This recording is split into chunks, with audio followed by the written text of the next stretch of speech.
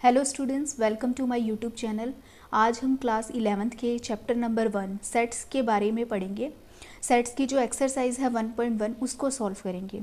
हमने पिछले लेक्चर में क्या पढ़ा था कि सेट्स की डेफिनेशंस के बारे में पढ़ा था, उसकी कुछ टाइप्स पढ़ी थी और उसको कैसे रिप्रेजेंट करा था, ये सब चीज़ें हमने पढ़ी थी। आज हम सेट्स के जो एक्सरसाइज है 1.1 उसके क्वेश्चंस को सॉल्व करेंगे। तो क्वेश्चन नंबर फर्स्ट में क्या बोला गया है, which of the following are sets, justify your answer. हमें ये बताना है कि कौन कौन से जो कलेक्शंस हमें दे रखी हैं वो सेट्स है या नहीं है। तो अगर सेट्स है या नहीं है तो हमें उन आंसर्स को जस्टिफाई करके दिखाना है। तो फर्स्ट सबसे पहले हम क्वेश्चन नंबर फर्स्ट को सॉल्व करते हैं। क्वेश्चन नंबर फर्स्ट में क्या बोला गया है, the collections of all the months of a year beginning with the letter J. हमें क्या बताना है कि साल के वो मंथ जो लेटर किससे स्टार्ट हो रहा है, जे से, उनकी हमें कलेक्शन करनी है। मीन्स जो हमारे लेटर जे से स्टार्ट हो रहे हैं, साल के वो मंथ जो जे से स्टार्ट हो रहे हैं उनकी हमें कलेक्शन करनी है। अब ये कलेक्शन क्या हो सकती है, हमने पीछे सेट्स में क्या पढ़ा था, सेट की डेफिनेशन क्या होती है। Set is a well defined collection of objects. Objects की वेल डिफाइंड कलेक्शन मीन्स वो कलेक्शन जो पर्सन टू पर्सन चेंज नहीं होती है उसको हम सेट्स बोलते हैं।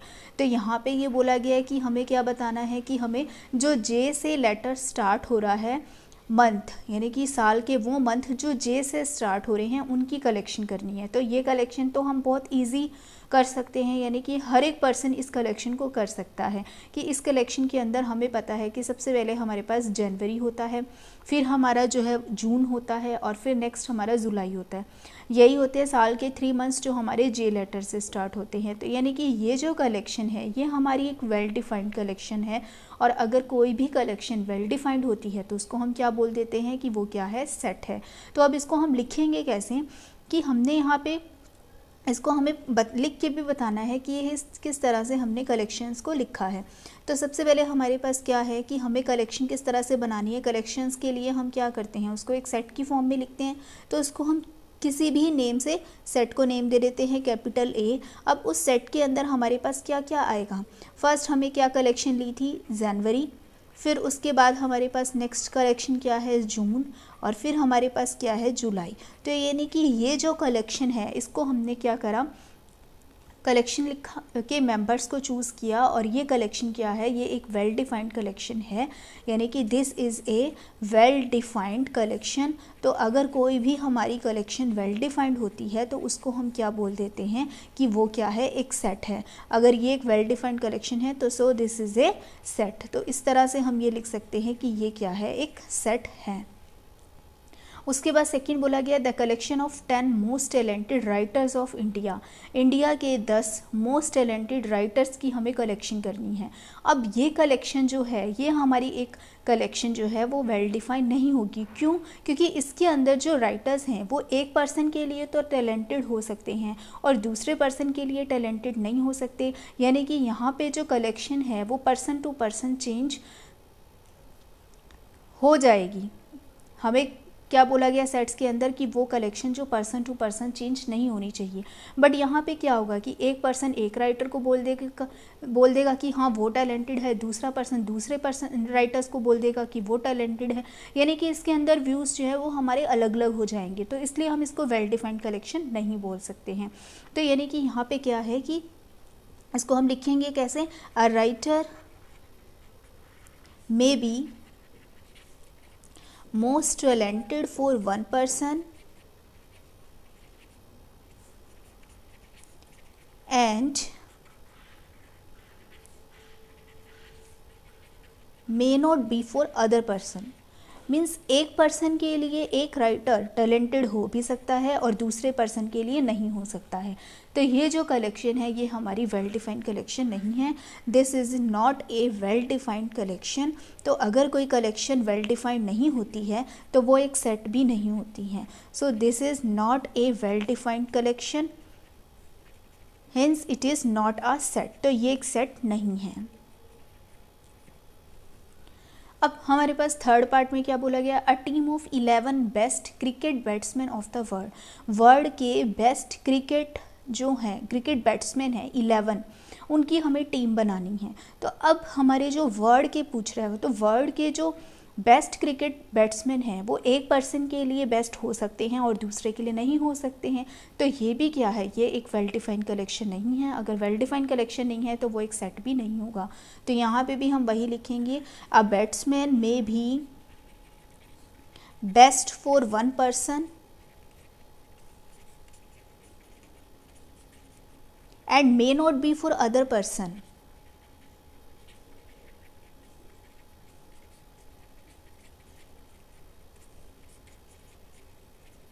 मीन्स एक कलेक्शन में जो बैट्समैन की कलेक्शन करेंगे वो एक पर्सन के लिए तो बेस्ट हो सकती है, बट दूसरे पर्सन के लिए वो बेस्ट नहीं हो सकती है। This is not a well defined collection. तो ये एक वेल डिफाइंड कलेक्शन नहीं है, और अगर वेल डिफाइंड कलेक्शन नहीं है तो वो क्या होगी, सेट भी नहीं होगी।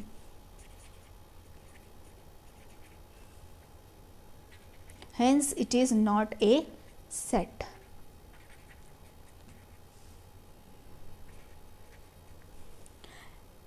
तो हमने यही देखा, फर्स्ट 3 में पता लग गया हमें। फर्स्ट में क्या था, collection of all the months of a year beginning with the letter J, जो जे से स्टार्ट हो रहे हैं उनकी कलेक्शन करी, तो वो कलेक्शन हमने वेल डिफाइंड कलेक्शन हो गई हमारी, तो वो एक सेट है। दूसरे में क्या था कि collection of 10 most talented writers of India, तो राइटर्स जो हैं वो एक पर्सन के लिए टैलेंटेड हो सकते हैं बट दूसरे पर्सन के लिए नहीं हो सकते हैं, तो ये एक वेल डिफाइंड कलेक्शन नहीं है।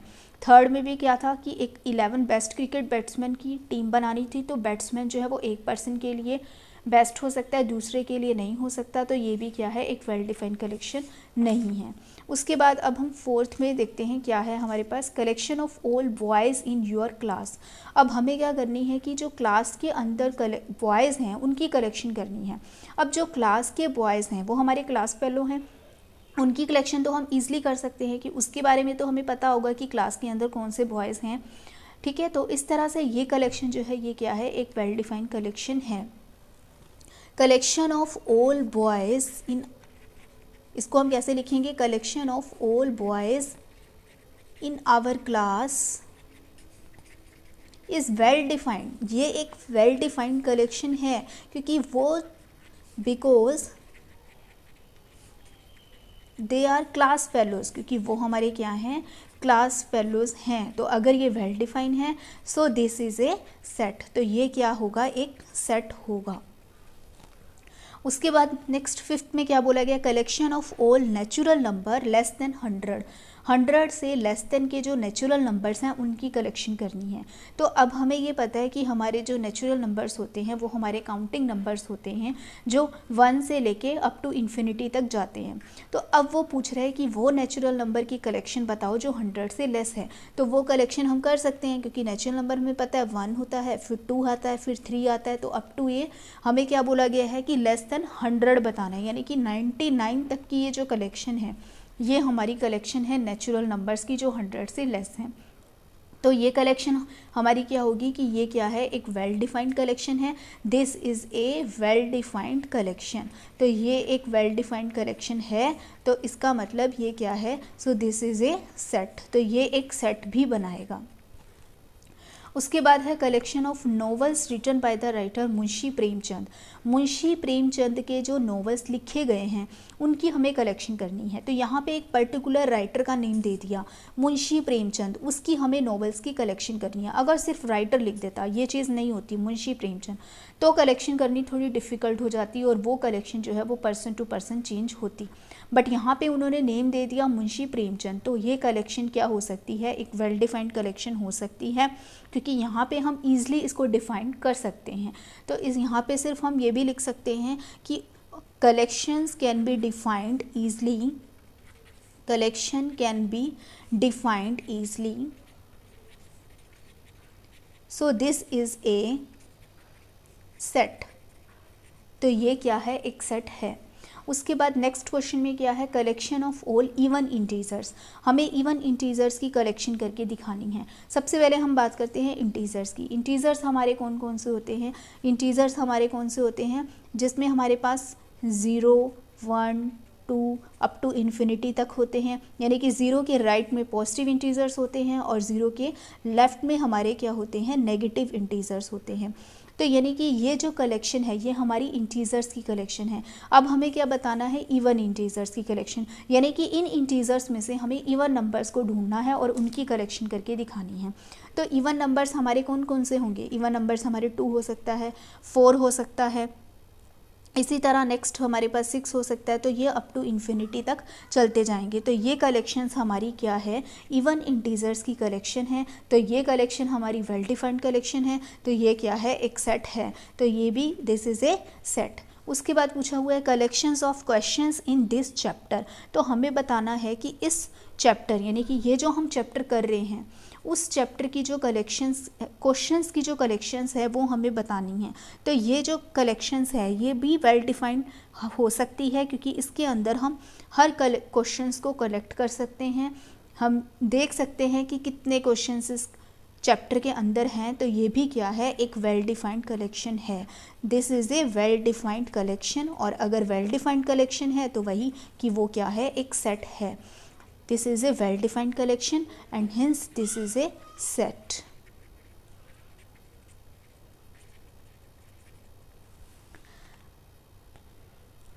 उसके बाद नेक्स्ट हमारे पास क्वेश्चन आता है, क्वेश्चन नंबर हमारे पास लास्ट है ये, collection of most dangerous animals of the world. हमें बताना है कि collection of most dangerous animals of the world के मोस्ट डेंजरस एनिमल्स की हमें कलेक्शन करके दिखानी है। तो ये कलेक्शन जो है वो हमारी वेल डिफाइंड कलेक्शन नहीं हो सकती, क्योंकि जो हमारे पास एनिमल्स हैं वो एक पर्सन के लिए डेंजर हो सकते हैं और दूसरे पर्सन के लिए डेंजर नहीं हो सकते हैं। तो यानी कि यहाँ पे हम यही लिख सकते हैं कि a animal may be danger for one person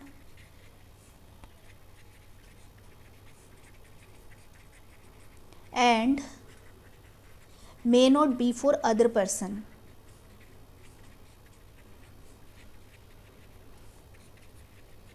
So this is not a set. तो ये एक सेट नहीं है, क्योंकि इसकी कलेक्शन ही वेल डिफाइंड नहीं होगी, क्योंकि जो एनिमल्स हैं वो एक पर्सन के लिए तो डेंजरस हो सकते हैं और दूसरे के लिए नहीं हो सकते हैं।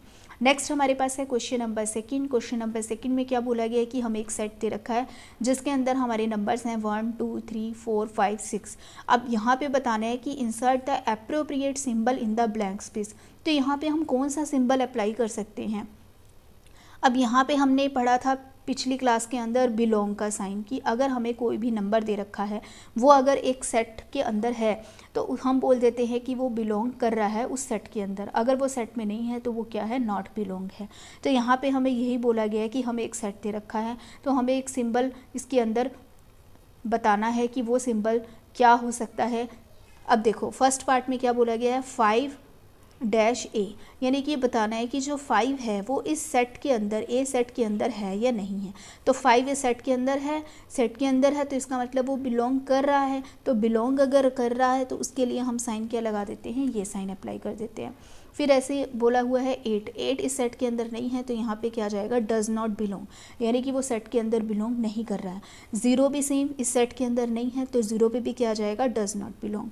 4 इस सेट के अंदर है तो 4 यानी कि इस सेट ए को बिलोंग कर रहा है। उसके बाद 2 जो है वो भी इस सेट के अंदर बिलोंग कर रहा है तो 2 बिलोंग कर रहा है ए को। नेक्स्ट आता है हमारे पास 10। अभी सेट के अंदर 10 तो नहीं है, इसका मतलब 10 जो है वो इसको बिलोंग नहीं कर रहा है, तो यानी कि यहाँ पे डज़ नॉट बिलोंग आ जाएगा। तो इस क्वेश्चन में यही था कि अगर कोई भी सेट हमें दे रखा है, उस सेट के अंदर अगर हम किसी एलिमेंट की बात कर रहे हैं तो हम पहले उसको देखेंगे कि वो सेट के अंदर एलिमेंट है या नहीं है। अगर है तो हम बिलोंग का साइन लगा देंगे और अगर नहीं है तो हम क्या अप्लाई कर देंगे, डज़ नॉट बिलोंग। उसके बाद इसी तरह क्वेश्चन नंबर 3 में क्या बोला गया है, write the following sets in roster form. हमने जो पिछली सेट्स की इंट्रोडक्शन पढ़ी थी उसके अंदर हमने कुछ टाइप्स पढ़ी थी, सेट रिप्रेजेंटेशन पढ़ी थी कि सेट्स को हम कैसे रिप्रेजेंट करते हैं। उसमें हमने पढ़ा था रोस्टर फॉर्म पढ़ी थी, यानी कि रोस्टर फॉर्म, टेबुलर फॉर्म, और फिर दूसरी पढ़ी थी हमने सेट बिल्डर फॉर्म और रूल मेथड। तो अब यहाँ पे ये बोला गया है कि हमें सेट्स को रोस्टर फॉर्म में लिख के दिखाना है। तो रोस्टर फॉर्म हमारी कौन सी थी, वही फॉर्म जो हमारी टेबुलर फॉर्म होती है, जिसको हम टेबल की फॉर्म में लिखते जाते हैं। हमें फर्स्ट क्वेश्चन नंबर 3 के फर्स्ट पार्ट में बोला गया सेट ए दे रखा है और यहाँ पे क्या बोला गया है, x such that x is an integers और एक्स की वैल्यू -3 से 7 लाई कर रही है। यानी कि ये जो फॉर्म है ये हमारी क्या है, सेट बिल्डर फॉर्म है या रूल मेथड है। अब इस सेट बिल्डर फॉर्म और रूल मेथड को हमें रोस्टर फॉर्म में चेंज करके दिखाना है। तो अब हमें क्या करना पड़ेगा, हमारे पास एक सेट दे रखा है, उस सेट में कंडीशन क्या है कि x, ये x क्या है, एक इंटीजर है और इस x की वैल्यू -3 से 7 लाई कर रही है। तो अब हमें रोस्टर फॉर्म में चेंज करके दिखाना है। तो रोस्टर फॉर्म में क्या करेंगे, वही कैपिटल A, क्योंकि सेट को नोटेशन कैपिटल A से दे रखी है। सेट के अंदर अब हमारे एलिमेंट्स किस तरह के आएंगे, जो यहाँ पे हमें कंडीशन दे रखी है। कंडीशन क्या है, -3 से 7 के बीच के जो भी नंबर्स हैं वो हमें सेट की फॉर्म में लिख के दिखाने हैं। तो अब -3 से 7 के बीच में देखने हैं। अब -3 के बाद क्या आएगा, -2 आएगा, फिर -1 आएगा, फिर 0 आएगा, 1 2 3 4 5 6, यानी कि यहाँ तक के ये सारे नंबर्स -3 से 7 के बीच में होंगे। क्योंकि अगर इसको रियल नंबर पे देखोगे आप, तो रियल नंबर पे हमारे पास यहाँ पे क्या आता है, 0, फिर 1, फिर 2, यहाँ पे क्या आता है, -1, -2, फिर ऐसे ही -3 होता है। तो -3 से नेक्स्ट नंबर हमारा क्या बनेगा, -2, फिर -1, फिर 0, फिर 1 2 3 4 5 6, क्योंकि 6 तक ही बोला है। अगर यहाँ पर इक्वलिटी होता तो ये -3 और 7 इसके अंदर इंक्लूड हो जाते इस सेट के अंदर। यहाँ पे अगर इस तरह से साइन अप्लाई कर रखा होता तो -3 और 7 भी इस सेट के अंदर आ जाते।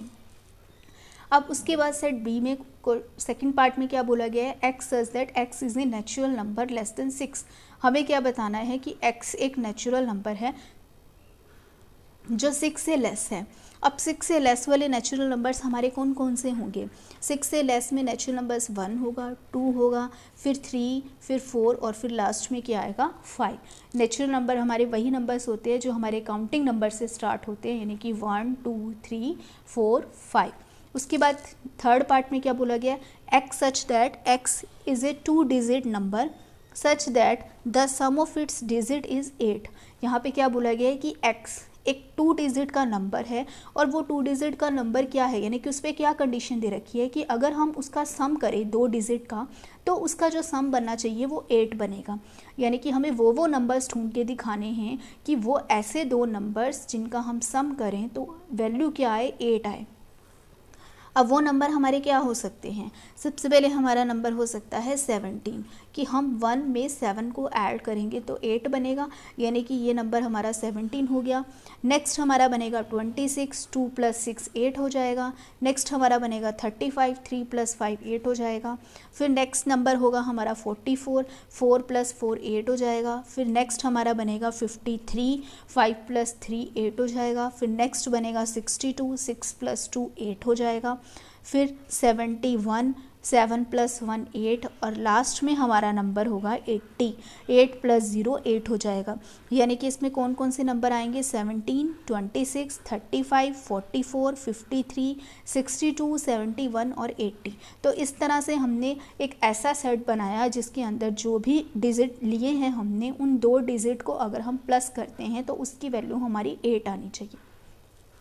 ऐसे ही डी पार्ट में क्या बोला गया है, x such that x is A prime number which is a divisor of 60। यानी कि हमें ऐसे नंबर्स ढूंढ के दिखाने हैं वो प्राइम नंबर जिनका डिवाइज़र क्या है 60, यानी कि जो 60 से डिवाइड हो जाते हैं। तो प्राइम नंबर हमारे कौन कौन से होते हैं, 2 3 5, यानी कि जो अपने नंबर्स पे डिवाइड होते हैं या सिर्फ 1 से होते हैं। तो अब यहाँ पे हमें ढूंढने हैं कि वो प्राइम नंबर जिसके डिवाइज़र हमारे 60 है, which is a divisor of 60, जो 60 के डिवाइज़र है। तो वो हमारे पास कौन कौन से हो सकते हैं, एक तो 2 हो सकता है, एक 3 हो सकता है और एक 5 हो सकता है। तो इस तरह से ये हमारे प्राइम नंबर हैं जिनका डिवाइज़र जो क्या है 60 के डिवाइज़र है। यानी कि अगर हम 60 के कुछ फैक्टर करके देखें तो उनके जो फैक्टर की फॉर्म बनेगी वो 2 3 5 की फॉर्म में ही बनेगी। फिर उसके बाद आता है हमारे पास नेक्स्ट है फिफ्थ पार्ट में क्या बोला गया है, the set of all letters in the word trigonometry. Trigonometry के अंदर जो हमने वर्ड यूज़ किए हैं उनके जो लेटर्स का यूज़ किया है उनका हमें सेट बनाना है। तो अब इसके अंदर क्या होता है कि अगर हमें इन वर्ड से सेट बनाना है तो जो वर्ड्स हमारे रिपीट हो रहे हैं वो सिर्फ एक ही बार आएगा, यानी कि उसको हम 2 बार नहीं लिखेंगे। अब ट्रिग्नोमेट्री के अंदर कौन कौन से हमारे लेटर यूज़ हो रहे हैं, सबसे पहले हमारा टी यूज़ हो रहा है, फिर आर यूज़ हो रहा है, यानी कि टी कितनी बार यूज़ हो रहा है, 2 बार यूज़ हो रहा है, बट हमें सेट के अंदर सिर्फ इसको एक ही बार लिखना है। फिर इसी तरह आर भी कितनी बार यूज़ हो रहा है, 2 बार यूज़ हो रहा है, बट सेट में हमें उसको सिर्फ एक ही बार लिखना है। फिर एक आई यूज़ हो रहा है, जी यूज़ हो रहा है, ओ यूज़ हो रहा है, एन यूज़ हो रहा है, एम, ई और वाई। तो इन सेट से हमारे पास, इन लेटर से हमारा एक सेट बनेगा। तो अब हम क्या कर सकते हैं, सबसे पहले हमारे पास कौन कौन सा है, टी है। टी की रेपिटेशन तो 2 बार हो रही है, बट हमें सेट के अंदर सिर्फ उसको एक ही बार बताना है। इसी तरह आर है, आर भी हमारे पास 2 बार रिपीट हो रहा है, बट हमें उसको एक ही बार लिखना है। फिर उसके बाद है आई, फिर है जी, फिर है ओ और एन। ओ भी हमारे पास 2 बार रिपीट हो रहा है, बट उसको भी हम सिंगल ही लिखेंगे। फिर एन, फिर एम और फिर ई और फिर वाई। तो इस तरह से ट्रिग्नोमेट्री को बनाने के लिए हमने इन लेटर्स का यूज़ किया, T, R, I, G, O, N, M, E, Y. तो इस तरह से आज हमने क्वेश्चंस फर्स्ट, सेकंड और थर्ड को सॉल्व किया। तो आगे नेक्स्ट लेक्चर के अंदर हम इसके रिमेनिंग क्वेश्चंस को सॉल्व करेंगे। तो होपफुली ये वीडियो आपको अच्छी लगी होगी। अगर इससे रिलेटेड आपको कोई भी प्रॉब्लम है इन क्वेश्चन से लेकर, तो आप कमेंट बॉक्स में कमेंट कर सकते हैं। होपफुली ये वीडियो आपको अच्छी लगी होगी। प्लीज़ मेरे चैनल को लाइक, शेयर एंड सब्सक्राइब कीजिए और बेल आइकन को प्रेस कीजिए, जिससे आपको हर न्यू वीडियो की नोटिफिकेशंस मिलती रहे।